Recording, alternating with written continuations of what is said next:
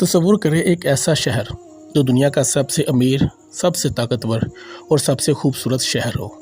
ایسا شہر جو سونے کے محلات، وسیع باغات اور جوہرات سے سجا ہوا ہو، مگر ایک دن اچانک بغیر کسی نشانی کے سمندر کی گہرائیوں میں ڈوب جائے۔ یہی ہے اٹلانٹس، وہ شہر جسے صدیوں سے کھوئی ہوئی جنت کہا جاتا ہے۔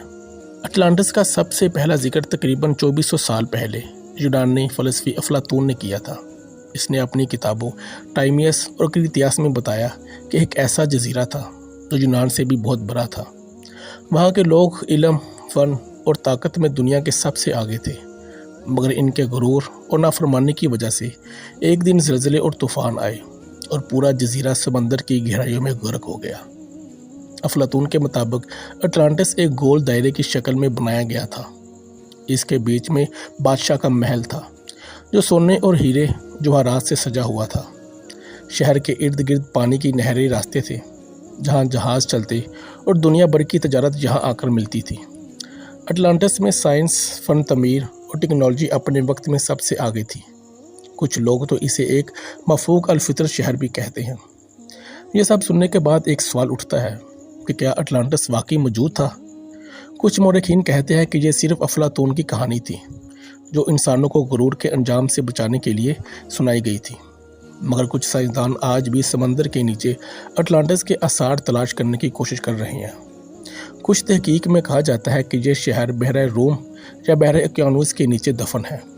اسلامی تاریخ میں اٹلانٹس کا ذکر براہ راست نہیں ملتا، لیکن کچھ مسلمان محققین کہتے ہیں کہ یہ ایک گمشدہ تہذیب بھی ہو سکتی ہے جو پچھلی قوموں کی طرح اپنے غرور اور کفر کی وجہ سے تباہ ہو گئی ہو۔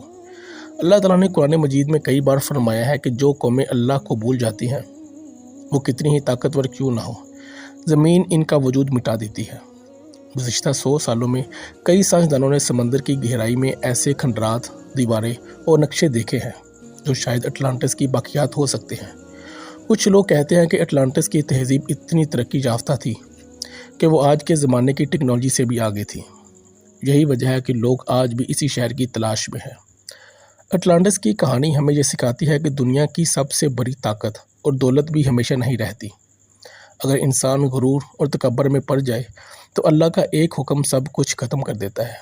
کہ اٹلانٹس واقعی ایک حقیقی شہر ہے یا صرف ایک کہانی ہے؟ آپ اس بارے میں کیا سوچتے ہیں؟ کمنٹ باکس میں اپنی رائے کا اظہار ضرور کیجیے۔ تو ملتے ہیں اپنی اگلی کسی اور ویڈیو میں، تب تک کے لیے اللہ حافظ۔